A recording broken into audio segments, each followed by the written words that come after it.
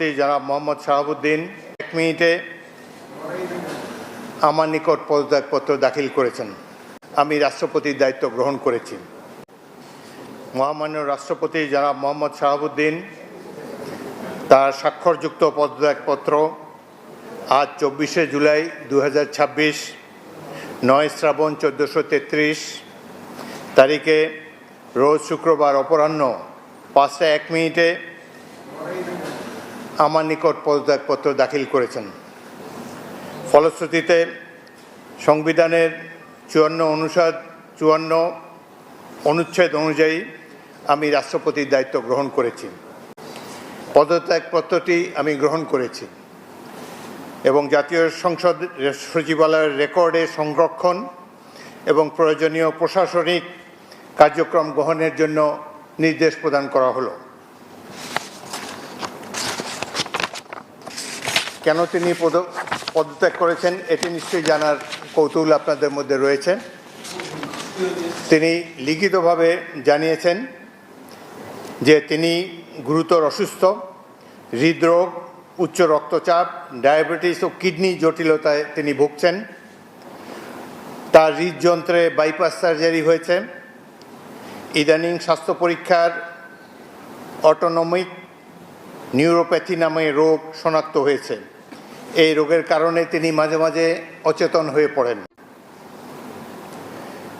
এসব রোগের প্রাদুর্ভাবে এবং শারীরিক ও মানসিক অসমর্থতার কারণে রাষ্ট্রপতির মতো গুরুত্বপূর্ণ সাংবিধানিক পদের দায়িত্ব পালন করা তার পক্ষে সম্ভব হচ্ছে না।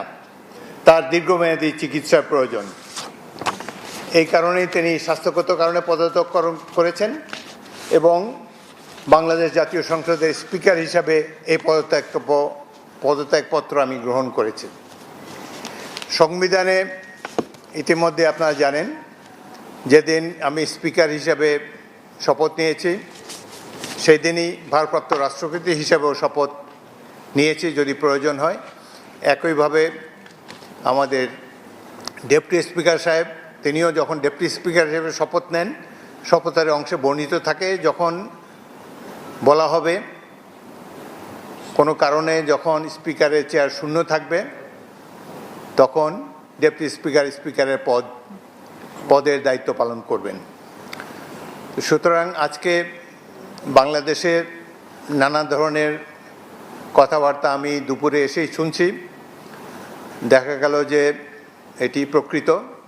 তিনি শারীরিক অসমর্থের কারণে পদত্যাগ করেছেন। আমি তার মঙ্গল এবং সুস্বাস্থ্য কামনা করি এবং আমার মনে হয় তিনি মাফিয়া সরকারের আমলে নির্বাচিত হলেও বর্তমানে জনগণের ভোটে যে সরকার নির্বাচিত হয়েছে তার প্রতি তিনি সমর্থন এবং শ্রদ্ধা প্রকাশ করেছেন সবসময়। আমি তার মঙ্গল কামনা করি। আপনাদের সবাইকে ধন্যবাদ।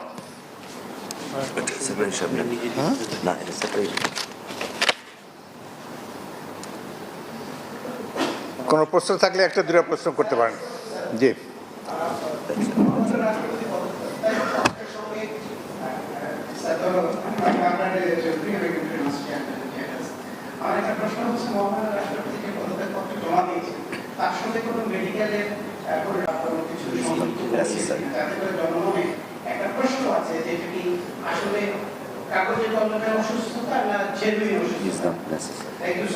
আচ্ছা শোনেন, বাংলাদেশের রাষ্ট্রপতির পদত্যাগ একটি গুরুতর ঘটনা। এর সাথে দেশের ভালো মন্দও জড়িত। রাষ্ট্রপতি একজন মানুষ, তিনি অসুস্থ হতেই পারেন এবং তিনি রোগেরও নাম প্রকাশ করেছেন, লিখিতভাবে জানিয়েছেন তিনি কি রোগে ভুগছেন এবং মাঝে মাঝে তিনি অচেতন হয়ে পড়েন। এর জন্য ডাক্তারের সার্টিফিকেটের কোনো প্রয়োজন নাই, যিনি যেখানে নিজেই এটি দাবি করেছেন। সুতরাং আমরা আশা করি এই পদত্যাগের ফলে সকল ধোঁয়াশা পরিষ্কার হলো। কোনো ধরনের বিশৃঙ্খলা বা কোনো ধরনের বিরূপ মনোভাব কিংবা কনফিউশন যাতে এইসব ব্যাপারে না ঘটে। রাষ্ট্রপতি পদত্যাগের আগেও রাষ্ট্রপতিরা পদত্যাগ করেছেন বিভিন্ন কারণে। রাষ্ট্রপতি দেশের একজন সম্মানিত মাননীয় রাষ্ট্রপতি, তিনি পদত্যাগ করতেই পারেন এবং এই চেয়ার তো কখনো শূন্য থাকে না। এবং আমি জাতীয় সংসদের স্পিকার হিসাবে এই পদত্যাগপত্র গ্রহণ করেছি। এটি হলো বাস্তবতা। আশা করি সকল ধরনের কনফিউশন এখন থেকে দূর হয়ে যাবে। আপনাদের সবাইকে অসংখ্য ধন্যবাদ। এই ধরনের প্রশ্ন করবেন না ভাই, কোনো কনফিউশন ক্রিয়েট করবেন না। দেখেন, এক minute please listen to me. আপনারা আমাকে স্পিকার হিসাবেও দেখেছেন, এর আগেও 40 বছর ধরে রাজনীতি করছি, আমি সরাসরি কথা বলতে অভ্যস্ত। সুতরাং কনস্ট্রাকটিভ কথা বলা ভালো। আমি তো প্রশংসাই করলাম তার। তিনি রিজাইন করেছেন স্বাস্থ্যগত কারণে, কি রোগের কথা তিনি বলেছেন, কিভাবে তিনি আমাদের কাছে দিয়ে সেটাই জেনেছি। এরপরে এটার মধ্যে তো আর অন্য কোনো কিছু নেই।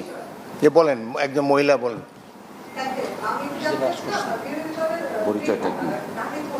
আপনার পরিচয় দিয়ে বলেন। জি,